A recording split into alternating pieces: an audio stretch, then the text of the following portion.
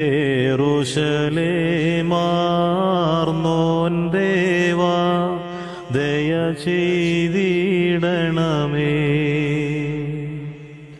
യെരൂശലേം പുരി പോകിടും നേരം മധുരാരാവം ശിശുഗണമർപ്പിച്ചോൻ ദേവാ ദയ ചെയ്തിടണമേ. ഗിരിസൈറ്റിൽ നിന്നേറുശലേമോളം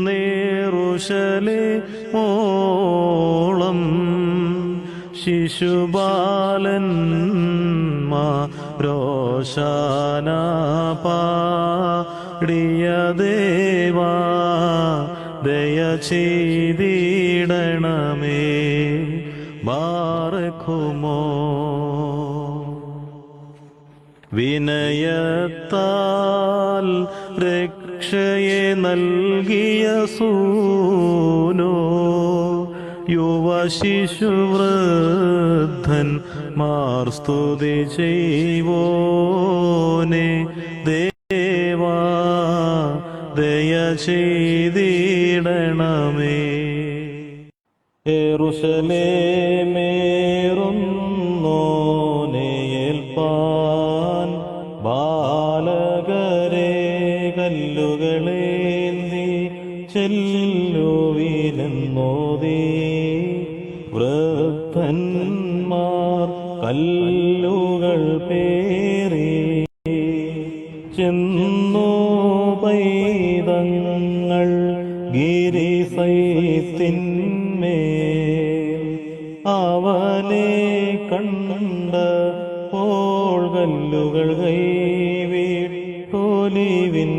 കൊമ്പേന്തി ഇസ്രായേൽ നൃപദേശാന്തി സ്വാഗതമെന്നുച്ചത്തിൽ പാടി ഹാലേലുയ്യ. നിൻ വരവധി ധന്യം.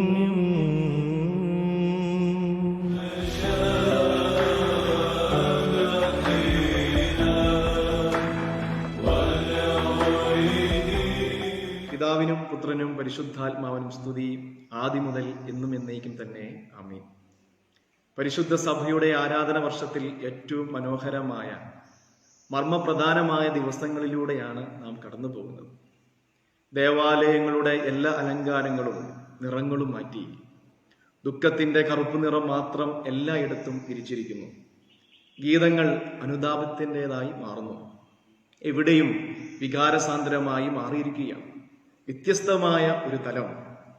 ക്രിസ്തുവിന്റെ സഹനങ്ങൾ നമ്മുടെ കൺമുൻപിൽ എന്നതുപോലെ നമ്മുടെ പിതാക്കന്മാർ എത്ര മനോഹരമായിട്ടാണ്, എത്ര ശ്രദ്ധയോടുകൂടിയാണ് ഈ ദിവസങ്ങളെ ക്രമീകരിച്ചിരിക്കുന്നത്.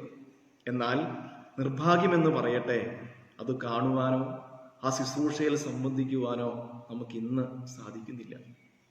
ഈ ദിനങ്ങളിൽ കാലം നമ്മെ പഠിപ്പിക്കുന്നുണ്ട്, വിശുദ്ധ ഗ്രന്ഥം നമ്മെ ഓർമ്മപ്പെടുത്തുന്നുണ്ട്.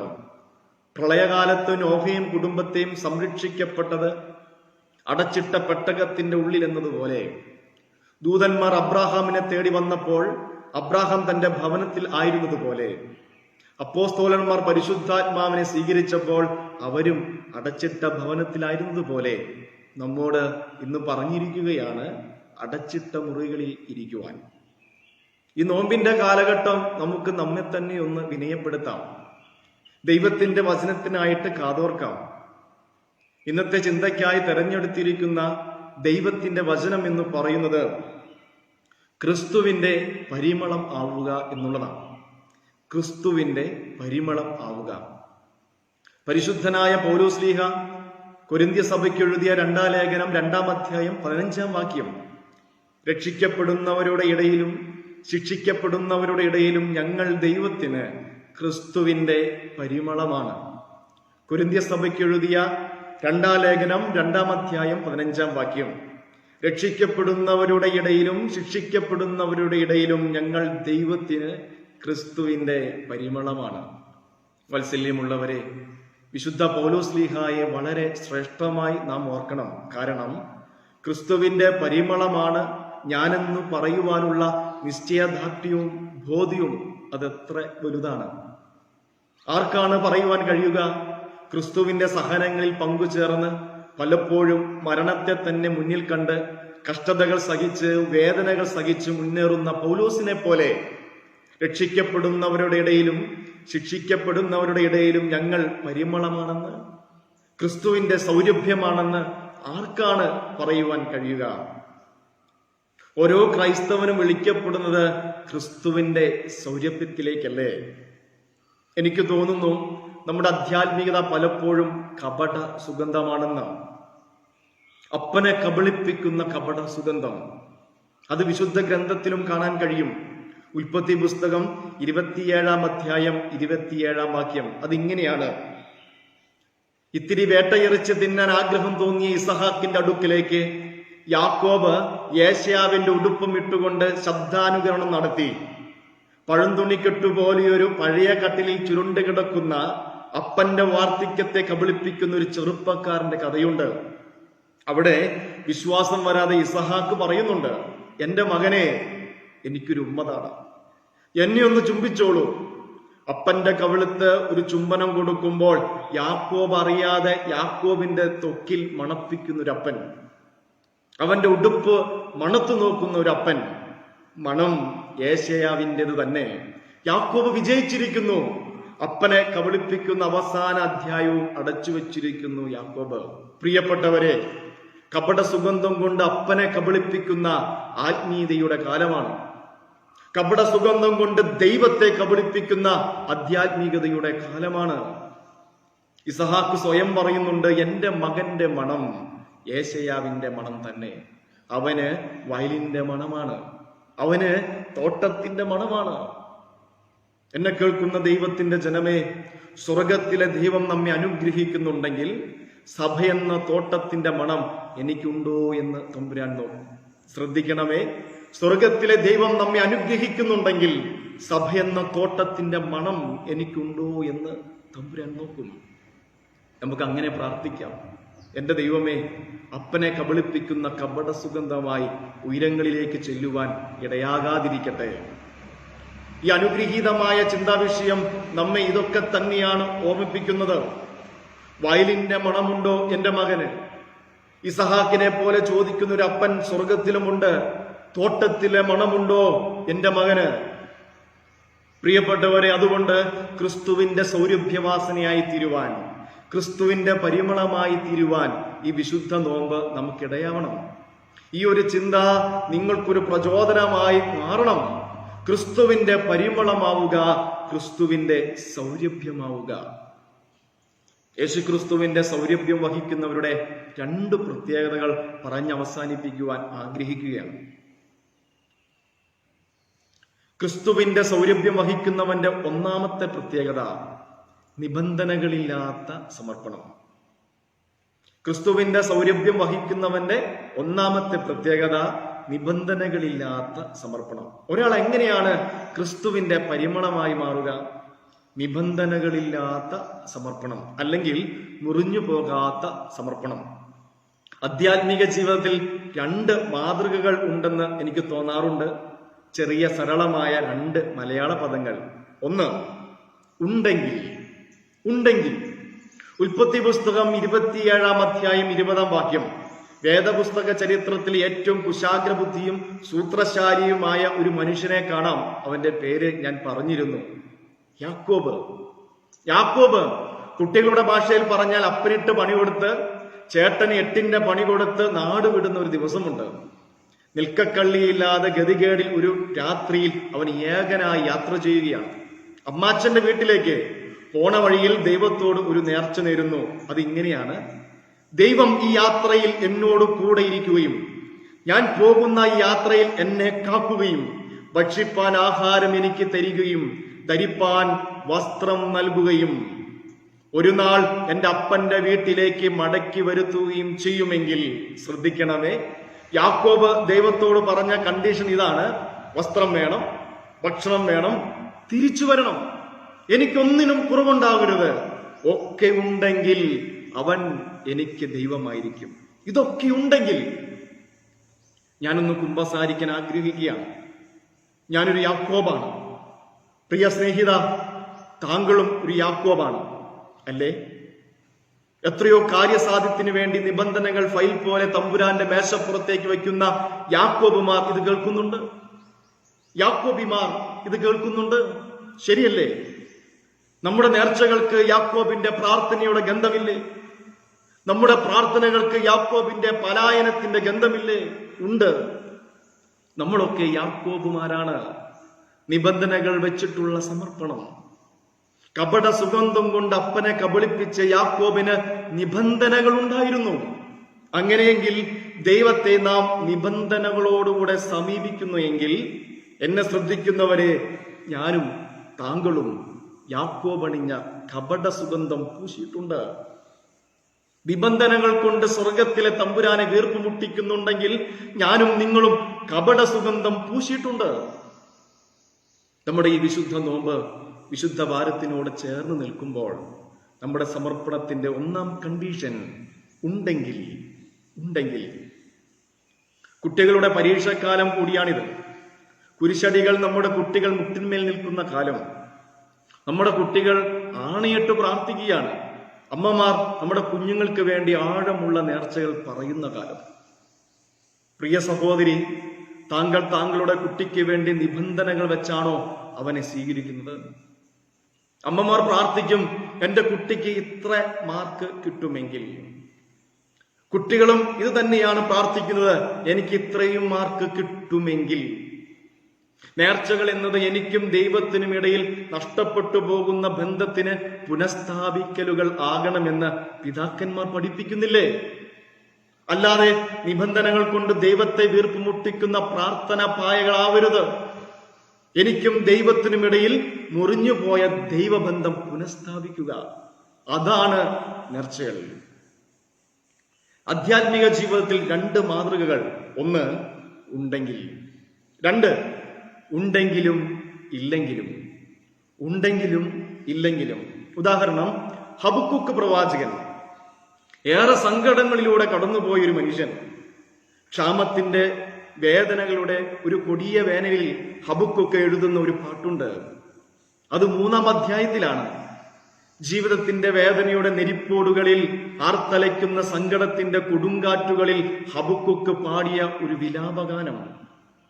എന്നാൽ അതിന്റെ സൗന്ദര്യം എവിടെയാണെന്ന് അറിയാമോ?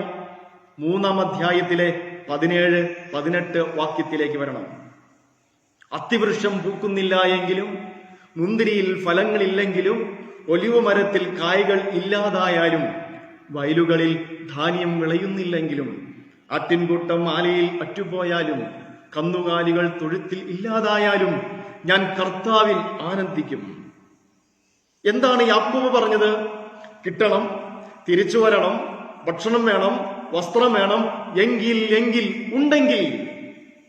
എന്നാൽ ഹബക്കൂക്ക് ജീവിതത്തെ തകർത്തു കളയുന്ന സഹനങ്ങൾ വന്നപ്പോഴും അദ്ദേഹം പറയുന്ന ഒരു വാക്കുണ്ട്, ഞാൻ കർത്താവിൽ ആനന്ദിക്കും. സകലതും നഷ്ടപ്പെട്ടു പോയാലും ഒന്നുമില്ലായെങ്കിലും ഞാൻ കർത്താവിൽ ആനന്ദിക്കുമെന്ന്. പുതിയ നിയമത്തിലും ഇങ്ങനെ കുറച്ച് മനുഷ്യരെ കാണുന്നില്ലേ? പരിശുദ്ധ അമ്മയുടെ ജീവിതം. രക്ഷകന്റെ അമ്മ എന്ന നിലയിൽ അവൾ അനുഭവിച്ച സഹനം, ജനനം മുതൽ മരണം വരെ ആ അമ്മയുടെ വേദനകൾ, ത്യാഗങ്ങൾ. എന്നിട്ടും ആ അമ്മ മാതാവ് പറയുകയാണ്, എന്റെ ദേഹി കർത്താവിനെ പുകഴ്ത്തുന്നു, എന്റെ ആത്മാവ് എന്നെ ജീവിപ്പിക്കുന്നവനായ ദൈവത്തിൽ സന്തോഷിച്ചു. മഹാപരിശുദ്ധനായ പൗലോസ് എഴുതി വെച്ചിട്ടില്ലേ, എപ്പോഴും സന്തോഷത്തോടുകൂടെ ആയിരിക്കുവിൻ, ഇടവിടാതെ പ്രാർത്ഥിക്കുവിൻ, എല്ലാ കാര്യങ്ങളിലും നന്ദി പ്രകാശിപ്പിക്കുവിൻ. ഈ 3 പേരും ഹൃദയത്തിൽ ഏറ്റുപറഞ്ഞൊരു കാര്യമുണ്ട്. അവരുടെ ജീവിതത്തിൽ അവർ പ്രാവർത്തികമാക്കിയ ഒരു കാര്യമുണ്ട്. സകലത് നഷ്ടപ്പെട്ടാലും, ക്ലേശങ്ങളും ദുരിതങ്ങളും കടന്നു വന്നാലും രക്ഷകനായ ദൈവത്തിൽ സന്തോഷിക്കുമെന്നാണ്. ദൈവത്തിന്റെ പരിമളങ്ങളായി മാറുമെന്ന്. ഈ 4 വ്യക്തി ജീവിതങ്ങളെ നിങ്ങളുടെ മനസ്സിൽ വെച്ചിട്ട് നിങ്ങളോട് തന്നെ ഒന്ന് പറഞ്ഞു നോക്ക്. ഞാനൊരു യാക്കോബല്ലേ? ഞാനൊരു ഹബക്കൂക്കാണോ? ഈ 50 ദിവസത്തിന്റെ തീർത്ഥയാത്ര യാക്കോബിൽ നിന്ന് ഹബക്കൂക്കിലേക്ക് വരട്ടെ. ഓരോ നോമ്പും ഓരോ പെരുന്നാളും കൊത്തിനയുടെ സന്ധിയിൽ ഞാനൊരു യാക്കോബാണെങ്കിൽ ഉയർപ്പിന്റെ പ്രഭാതത്തിൽ ഞാനൊരു ഹബക്കുക്കായി മാറണം. ഇതാണ് വിശുദ്ധവാരത്തിന്റെ സൗന്ദര്യം. ഇതാണ് പെസഹായുടെ സൗന്ദര്യം. ഇതാണ് ഉയർപ്പിന്റെ സൗന്ദര്യം. ഒരുപാട് പ്രാർത്ഥിക്കുന്ന ഒരു കാലമല്ലേ നോമ്പ്. നമ്മളൊക്കെ ദൈവത്തോട് പ്രാർത്ഥിക്കുമ്പോൾ ദൈവം തമ്പുരാൻ 3 തരത്തിൽ ഉത്തരം തരുമെന്നാണല്ലോ. അവിടെ 3 പറയണം, ദൈവമേ, എന്തുത്തരം തന്നെയായാലും ഞാൻ നിന്നിൽ നിന്നും വേർപെടില്ല എന്ന്. 3 തരത്തിലുള്ള ഉത്തരം. അവ ഏതൊക്കെയാണ്? പിതാക്കന്മാർ പഠിപ്പിച്ചു തരുന്നുണ്ട്. 1, ഡയറക്റ്റ് ആൻസർ. പല കാര്യങ്ങളും നമ്മൾ ചോദിച്ചിട്ടല്ല കിട്ടിയത്, പിന്നെയോ ചോദിക്കാതെ തന്നെ സ്വർഗത്തിന്റെ ശ്രീഭണ്ഡാരം തുറന്നു തന്ന ജീവനുള്ള ദൈവമാണ് എന്റെ ദൈവം. നമുക്ക് ദാനമായി നൽകിയതാണ് എല്ലാം. നാം അണിഞ്ഞതൊന്നും അതിൽ മിക്കതും ചോദിക്കാതെ തന്നതല്ലേ. 2, ഡിലൈഡ് ആൻസർ. ചില ചോദ്യങ്ങൾക്ക് ഉടനെ ഉത്തരം കിട്ടില്ല കേട്ടോ. അബ്രാഹാമിനോട് 75-ാമത്തെ വയസ്സിലാണ് പറഞ്ഞത്, നിനക്ക് മക്കളുണ്ടാകും, നീ ഒരു അനുഗ്രഹമായിരിക്കും. പക്ഷെ കൊടുത്തത് 100-ാം വയസ്സിലാണ്. 38 വർഷം ബത്സയിദ കുളക്കരയിൽ കിടന്ന ഒരു മനുഷ്യനോട് ദൈവം കാണിച്ച കൃപ ഡിലൈഡ് ആൻസർ. ഇസ്രായേലിനോട് 40-ാം വർഷത്തിൽ കാണിച്ച കൃപ ഡിലൈഡ് ആൻസർ. 18 വർഷം രോഗിയായിരുന്ന സ്ത്രീയോട് ദൈവം കാണിച്ച കൃപ ഡിലൈഡ് ആൻസർ. 12 വർഷം രോഗിയായിരുന്ന സ്ത്രീയോട് സ്വർഗം കാണിച്ച കൃപ ഡിലൈഡ് ആൻസർ. എന്നെ കേൾക്കുന്ന പ്രിയപ്പെട്ടവരെ, ഞാൻ ഈ പറഞ്ഞ 40, 38, 18, 12 വർഷത്തെ ഒരു പ്രാർത്ഥനയുടെ ഒരു കാത്തിരിപ്പുണ്ടെങ്കിൽ എന്റെ പ്രിയപ്പെട്ടവർ മനസ്സിലാക്കിക്കൊള്ളുക, ദൈവം ചിലപ്പോൾ ഡിലേഡ് ആൻസർ കൊണ്ട് തൃപ്തിപ്പെടുത്തും. 3, ഡയറക്റ്റ് ആൻസറും ഡിലേഡ് ആൻസറും കഴിഞ്ഞാൽ അടുത്തൊന്നുണ്ട്. പറഞ്ഞാൽ ഇഷ്ടപ്പെടണമെന്നില്ല, അത് ഡിനൈഡ് ആൻസർ ആണ്. എന്ന് പറഞ്ഞാൽ ചില ചോദ്യങ്ങൾക്ക് ഉത്തരമില്ല. ഉദാഹരണം, ഇയ്യോബ്. 4 തരത്തിലുള്ള സഹനത്തിലൂടെ ഇയ്യോബ് കടന്നു പോകുന്നു. മക്കൾ നഷ്ടപ്പെടുന്നു, സമ്പത്ത് നഷ്ടപ്പെടുന്നു, ആരോഗ്യം നഷ്ടപ്പെടുന്നു. ഒടുവിൽ സങ്കടം സഹിക്കാൻ വയ്യാതെ ആകാശത്തോട് നിലവിളിക്കുന്ന ഒരു രംഗമുണ്ട്. കൈകൾ ഉയർത്തി നിലവിളിച്ച് ദൈവസന്നിധിയിൽ പ്രാർത്ഥിക്കുന്ന ഒരു മനുഷ്യൻ. ദൈവമേ, എന്തുകൊണ്ട് നീതിമാൻ സഹിക്കേണ്ടി വരുന്നു? ഒരു ഉത്തരവും ദൈവം അപ്പോൾ അവിടെ കൊടുക്കുന്നില്ല. എങ്കിലും ഇയ്യോബിന് മനസ്സിലായി പിന്നീട് ഇതെല്ലാം ദൈവത്തിന്റെ പദ്ധതിയാണെന്ന്. യിരെമ്യാവിന്റെ പുസ്തകത്തിൽ പറയുന്നത് പോലെ ദൈവത്തിന് നിങ്ങളെക്കുറിച്ചുള്ള ഒരു പദ്ധതി ഉണ്ട് എന്നും അത് നാശത്തിന് വേണ്ടിയല്ല, ക്ഷേമത്തിന് വേണ്ടി ഉള്ളതാണെന്ന്. അതുകൊണ്ട് ചില ചോദ്യങ്ങൾക്ക് ദൈവം ഉത്തരം തരുന്നില്ല എങ്കിൽ അതിന്റെ ഭാവിയെ സ്വർഗം മുന്നേ കണ്ടിട്ടുണ്ട് എന്ന്. സഭയുടെ രഹസ്യ പ്രാർത്ഥനയിൽ ഒരു പ്രാർത്ഥനയുടെ ഒരു വാചകം ഇങ്ങനെയല്ലേ: ദൈവമേ, അതത് സമയത്ത് ശരിയെന്ന് തോന്നുന്നത് ഞങ്ങൾ പ്രാർത്ഥിക്കുന്നു, നീയോ അതിന്റെ ഭാവി അറിയുന്നു. ദൈവമേ, അതത് സമയത്ത് ശരിയെന്ന് തോന്നുന്നത് ഞങ്ങൾ പ്രാർത്ഥിക്കുന്നു, നീയോ അതിന്റെ ഭാവി അറിയുന്നു. ഞാനും നിങ്ങളും ക്രിസ്തുവിന്റെ സൗരഭ്യമായി മാറുമ്പോൾ നിബന്ധനകളില്ലാത്ത ദൈവം ഡയറക്റ്റ് ആയിരിക്കാം, ഡിലേഡ് ആയിരിക്കാം, ഡിനൈഡ് ആയിരിക്കാം. ഈ സമയത്ത് യാക്കോബ് ആകരുതേ, ഹബക്കുക്കിനെ പോലെ ആയിരിക്കാൻ തക്കവണ്ണം ദൈവം ഇടവരുത്തട്ടെ. നിബന്ധനകളില്ലാത്ത സമർപ്പണം. ക്രിസ്തുവിന്റെ സൗരഭ്യം വഹിക്കുന്നവന്റെ 1-ാമത്തെ പ്രത്യേകത അച്ഛൻ പറഞ്ഞു, നിബന്ധനകളില്ലാത്ത സമർപ്പണം. 2-ാമത്തെ ചിന്ത, ക്രിസ്തുവിന്റെ സൗരഭ്യം വഹിക്കുന്നവന്റെ 2-ാമത്തെ പ്രത്യേകത, അവർ ജീവിതത്തിൽ ഒരു 3-ാം സ്നാനത്തെ സ്വീകരിച്ചവരാണ്. അവർ ജീവിതത്തിൽ ഒരു 3-ാം സ്നാനത്തെ സ്വീകരിച്ചവർ. എന്താണ് 3-ാം സ്നാനം? അതെന്താണെന്ന് നിനവേലെ ഇസഹാക്ക് എന്ന് പറയുന്ന പിതാവ് പറഞ്ഞിട്ടുണ്ട്. ഒരാൾ സ്വീകരിക്കുന്നത് 3 മാമോദീസയാണ്. അയാൾ സ്വർഗത്തിലേക്ക് എത്തുന്നതും ക്രിസ്തുവിന്റെ സൗരഭ്യമാകുന്നതും അങ്ങനെയാണെന്നാണ് പറഞ്ഞു വെക്കുക. 3 സ്നാനത്തെ സ്വീകരിച്ചവർ. 1, വെള്ളത്തിലൂടെയുള്ള സ്നാനം. മാമോദീസ തൊട്ടിലിൽ നിന്നെ മുക്കിയെടുത്ത ആ പഴയ ശൈശവത്തിന്റെ കാലം, വെള്ളത്തിലൂടെയുള്ള സ്നാനം. 2, കണ്ണുനീരിലെ മാമോദീസ സ്നാനം. 2, കണ്ണുനീരിലെ മാമോദീസ സ്നാനം. ഇത് കർമ്മപാപത്തിന്റെ അഴുക്ക് കഴുകിക്കളയുന്ന കണ്ണുനീരിലെ മാമോദിസ. നോമ്പിന്റെ സമയത്ത് നമ്മൾ എല്ലാവരും ചെയ്യാറുണ്ട് വിശുദ്ധ കുംഭസാരം. രണ്ടാം സ്നാനം അതാണ്. അതൊരു ദുഃഖമാണ്, അതൊരു കണ്ണുനീരാണ്. അതുകൊണ്ടാണ് പറയുക, പാപിനിയുടെ സമർപ്പണത്തിന് സൗരഭ്യമുണ്ടാകുന്നത് അവൾ സുഗന്ധ തൈലത്തിന്റെ ഭരണി പൊട്ടിച്ച് തമ്പുരാന്റെ കാൽക്കൽ ഒഴിച്ചപ്പോഴല്ല, മറിച്ച് അതിലേക്ക് അവളുടെ കണ്ണുനീരും കൂടെ വീണപ്പോഴാണ്.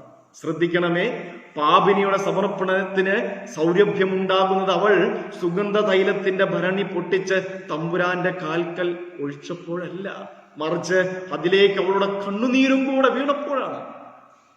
നോമ്പിൽ നമ്മൾ പ്രാർത്ഥിക്കുന്നില്ലേ? പാപിനിയായ സ്ത്രീ പ്രാർത്ഥിക്കുന്നുണ്ട് ഇങ്ങനെ, എന്റെ കർത്താവേ, എന്റെ പാപങ്ങളിൽ ഞാൻ മരിക്കുവാൻ ഇടയാകരുതേ. നീ സ്നേഹിക്കുന്ന കാഴ്ചയാകുന്ന കണ്ണുനീരുകളെ ഞാൻ നിനക്ക് അർപ്പിക്കുന്നു. ഞാൻ അർപ്പിക്കുന്ന കണ്ണുനീർ കൈക്കൊണ്ട് എനിക്ക് പാപപരിഹാരം നൽകണമേ. പാപിനിയായ സ്ത്രീ അവൾ സുഗന്ധ തൈലത്തിന്റെ ഭരണി പൊട്ടിച്ചപ്പോഴുള്ള സുഗന്ധമല്ല ആ ശീമോന്റെ വീടിനെ സൗരഭ്യമാക്കിയത്, പിന്നെയോ അടർന്നു വീണ അവളുടെ കണ്ണുനീരാണ്. പ്രിയപ്പെട്ടവരെ, ആത്മീയതയുടെ സുഗന്ധ തൈലം കണ്ണുനീരാണ്. ഇതൊരു അവസരമല്ലേ? ദുരിതകാലത്ത് കണ്ണുനീരോടുകൂടെ പ്രാർത്ഥിക്കാൻ, ക്രിസ്തുവിന്റെ സൗരഭ്യവാസിനിയായി തീരുവാൻ ഈ ദിവസങ്ങളിൽ നമുക്ക് പ്രയോജനപ്പെടുത്തിക്കൂടെ? 1. വെള്ളത്തിലൂടെയുള്ള സ്നാനം. 2. കണ്ണുനീരിലെ മാമോദിസ സ്നാനം. 3. രക്തത്തിലുള്ള മാമോദിസ. രക്തത്തിലുള്ള മാമോദിസ. രക്തസാക്ഷിത്വത്തിലേക്ക് പോയവർ, അവരെ വിളിക്കുന്ന പേരാണ് സഭയുടെ രക്തസാക്ഷികൾ, അല്ലെങ്കിൽ രക്തത്തിലുള്ള മാമോദിസ. രക്തസാക്ഷിത്വത്തിലേക്ക് പോയവർക്ക് സുഗന്ധമുണ്ട്. ഉദാഹരണമായി കാൽവറി മലയുടെ താഴെ നിന്ന് നോക്കണം. ആ മലയുടെ മുകളിൽ നിർത്തിയിരിക്കുന്ന മരക്കുരിശിൽ ഒരു ചോരപ്പിണ്ഡം കാണാം. ഒരിലയുടെ മറ പോലുമില്ലാത്ത മരക്കുരിശിൽ ഒരൊറ്റ ചോരപ്പിണ്ഡമായി മാംസകഷ്ണങ്ങൾ അടർന്നു മാറിയിരിക്കുന്ന ഒരൊറ്റ രക്തപിണ്ഡം. പിതാക്കന്മാർ അതിനെ ഇങ്ങനെ വ്യാഖ്യാനിക്കുന്നുണ്ട്: കാൽവറി മലയുടെ താഴെ നിന്ന് നോക്കുവിൻ, അതൊരു വലിയൊരു റോസാപ്പൂ പോലെയാണ്, ചുവന്ന റോസാപ്പൂ. അവന്റെ ഓരോ മുറിവുകളും ഓരോ ഇതളുകളാണ്. കാൽവറി മലയിലെ എന്റെ കർത്താവിന്റെ ശരീരം പൂവാണെങ്കിൽ അവിടുത്തെ പഞ്ചമുറിവുകൾ ഓരോ ഇതളുകളാണെന്ന്. ഓരോ ഇതളുകളിലും ഉണ്ട് മണം. ഏതാണ് ആ മണം? ഏതാണ് ആ സൗരഭ്യം? കാൽവറി മലയിലെ എന്റെ കർത്താവിന്റെ ശരീരം പൂവാണെങ്കിൽ അവിടുത്തെ പഞ്ചമുറിവുകൾ ഓരോ ഇതളുകളാണെന്ന്. ഓരോ ഇതളുകളിലുമുണ്ട് മണം. ഏതാണ് മണം? ഏതാണ് ആ സൗന്ദര്യം? നിൻമുറിവുകളിന്നേറ്റേ മൂറോൻ മണമെന്നാദ. അങ്ങനെയെങ്കിൽ പറയാമോ, ആ കാൽവറി മലയുടെ താഴ്വരയിൽ നിന്ന് താങ്കൾ മുകളിലേക്ക് നോക്കുമ്പോൾ മുകളിൽ ഒരു ചുവന്ന റോസാപ്പൂ പോലെ മരക്കുരിശിൽ കിടക്കുന്ന എന്റെ കർത്താവിന്റെ ഓരോ മുറിവിലും മൂറോന്റെ മണമാണ്. അതിലും മേലെയാണ്. അതുകൊണ്ടാണ് വിവാഹ ശുശ്രൂഷയിൽ ശുഭ്രൻ യാക്കോബിൻ ലതയിൽ, രക്തൻ നർദീൻ തൈലത്തിൽ, മൃദുലൻ ലബനോൻ കാരികിലിൽ. നർദീൻ തൈലത്തേക്കാൾ സുഗന്ധമുണ്ട് എന്റെ തമ്പുരാന്റെ തിരിച്ചോരയ്ക്ക്. അതാണ് രക്തത്തിന്റെ സുഗന്ധം, രക്തസാക്ഷിത്വത്തിന്റെ സുഗന്ധം, മൂന്നാം സ്നാനത്തിന്റെ സൗരഭ്യം. ഓരോ സഹനവും ഓരോ കണ്ണുനീരും ദൈവത്തെ കാണുവാനുള്ള കൃപയാണ്. ശ്രദ്ധിക്കണമേ, ഓരോ സഹനവും ഓരോ കണ്ണുനീരും ദൈവത്തെ കാണുവാനുള്ള കൃപയാണ്. പ്രിയമുള്ള ദൈവജനമേ, എന്നെ കേൾക്കുന്നവർ മൂന്നാം സ്നാനത്തിലൂടെ കടന്നു പോകുന്നുണ്ടാകാം. എന്നാൽ യേശുക്രിസ്തുവിന്റെ സൗരഭ്യമായി മാറാമോ? ചില മനുഷ്യരെ കുറിച്ചൊക്കെ കേട്ടിട്ടുണ്ട്. അന്ന എന്നൊരു പെൺകുട്ടി. അന്ന എന്ന പേരിന് നേരെ ഒരു സമം ചേർത്താൽ അപ്പുറത്ത് എഴുതാൻ പറ്റിയ പേര് സഹനമെന്നാണ്. അന്ന കല്യാണം കഴിഞ്ഞ് ഭർത്താവിന്റെ കൂടെ ജീവിച്ചത് 18 ദിവസം. 18 ദിവസം കഴിഞ്ഞപ്പോൾ ഭർത്താവ് തന്റെ ജോലിക്കായി ഗൾഫിലേക്ക് തിരിച്ചുപോയി. അവിടെ അദ്ദേഹത്തിന് കെട്ടിടങ്ങളിൽ പെയിന്റ് അടിക്കുന്ന ജോലിയായിരുന്നു. അതിൻ്റെ ഇടയിൽ കെട്ടിടത്തിന്റെ മുകളിൽ നിന്ന് താഴേക്ക് വീണ് നട്ടെല്ല് പൊട്ടി നാട്ടിലേക്ക് വന്നു. കഴുത്തിന് കീഴ്പോട്ട് യാതൊരു സ്വാധീനമില്ലാതെ ഒന്ന് അനങ്ങാൻ പോലും കഴിയാതെ വാട്ടർ ബെഡിൽ കിടക്കുന്ന അവസ്ഥയിലാണ് ഭർത്താവ് തിരിച്ചു വന്നത്. ആ ഭർത്താവിന്റെ കൂടെ അവൾ നിന്നത് 21 വർഷം. 21ാം വർഷം ഭർത്താവിന് ക്യാൻസർ പിടിപെട്ട് ആശുപത്രിയിൽ മരണത്തെ മുഖാമുഖം കാണുമ്പോഴും അവൾ പ്രാർത്ഥിക്കുന്ന ഒരു പ്രാർത്ഥനയുണ്ട്. ദൈവമേ, എന്റെ ഭർത്താവിന്റെ കൂടെ ഞാൻ അങ്ങയുടെ മുഖം കാണുന്നു. ദൈവമേ, എന്റെ ഭർത്താവിന്റെ കൂടെ ഞാൻ അങ്ങയുടെ മുഖം കാണുന്നു. എന്റെ ഭർത്താവിനെ തിരിച്ചു തരണമേ എന്നാണ്. ഓരോ മനുഷ്യരുടെ ജീവിതത്തിലും സഹനങ്ങൾ ദൈവത്തെ കാണുവാനുള്ള മാർഗമാണ്. അതുകൊണ്ട് നമ്മുടെ വിശുദ്ധ പിതാക്കന്മാർ കഷ്ടത നീങ്ങുവാൻ വേണ്ടി ഒന്നും പ്രാർത്ഥിച്ചില്ലല്ലോ. വിശുദ്ധ കുർബാനയിൽ 5-ാം ദുഃഖയിൽ ഓർക്കുന്ന ഒരു പിതാവുണ്ട്. മറിയം സംശയം കൂടാതെ ദൈവമാതാവ് എന്ന് എല്ലായ്പ്പോഴും പ്രസംഗിച്ചവനായ മോർ സേവേറിയോസ്. അദ്ദേഹം രാത്രിയാമങ്ങളിൽ കണ്ണുനീരോടുകൂടെ പ്രാർത്ഥിക്കുന്ന ഒരു പ്രാർത്ഥന ഇപ്രകാരമാണ്: ദൈവമേ, നീ എന്നെ മറന്നുവോ? പിന്നെ എന്തുകൊണ്ടാണ് നീ എനിക്ക് കണ്ണുനീർ തരാത്തത്? ദൈവമേ, നീ എന്നെ മറന്നുവോ? പിന്നെ എന്തുകൊണ്ടാണ് നീ എനിക്ക് കണ്ണുനീർ തരാത്തത്? കണ്ണുനീരിൽ ചില അനുഭവങ്ങളുണ്ട്. കണ്ണുനീരിൽ ജീവിതം ചാലിച്ചവർക്ക് ആ ക്രിസ്തുവിന്റെ പരിമളമായി മാറുവാൻ കഴിയും. പല വ്യക്തിത്വങ്ങളെ കുറിച്ച് നിങ്ങളോട് പറഞ്ഞു. ക്രിസ്തുവിന്റെ മുറിവുകൾ സൗരഭ്യം പരത്തുന്നതാണെങ്കിൽ ഓരോ ക്രൈസ്തവന്റെ മുറിവുകളിൽ നിന്നും സാക്ഷ്യത്തിന്റെ സുഗന്ധം പടരട്ടെ, പരത്തട്ടെ എന്ന് പ്രാർത്ഥിക്കുന്നു. അച്ഛൻ അവസാനിപ്പിക്കുകയാണ്. പ്രിയപ്പെട്ടവരെ, ക്രിസ്തുവിന്റെ സൗരഭ്യം വഹിക്കുന്നവരുടെ പ്രത്യേകത: 1, നിബന്ധനകളില്ലാത്ത സമർപ്പണം. 2, മനസ്സോടെ സ്വീകരിക്കുന്ന 3-ാം സ്നാനം. മനസ്സിലിരിക്കണമേ, ക്രിസ്തുവിന്റെ സൗരഭ്യമായി തീരുവാൻ ഇത് മുഖാന്തിരമാകണം. കപട സുഗന്ധ കൂട്ടുകൾ കൊണ്ട് അപ്പനെ കബളിപ്പിക്കുന്ന ആധ്യാത്മികത നമുക്കുണ്ടാകാതിരിക്കട്ടെ. പൗലോസ് ലീഹ കാലങ്ങൾക്കപ്പുറം പറഞ്ഞ അഴകുള്ള വാക്കുകൾ ഇന്നും നമ്മുടെ കാതുകളിൽ മുഴകട്ടെ. ക്രിസ്തുവിന്റെ പരിമളം ആയിത്തീരട്ടെ. നിബന്ധനകളില്ലാത്ത സമർപ്പണം, മനസ്സോടെ സ്വീകരിക്കുന്ന 3-ാം സ്നാനം. ദൈവം നമ്മളെല്ലാവരെയും അനുഗ്രഹിക്കട്ടെ.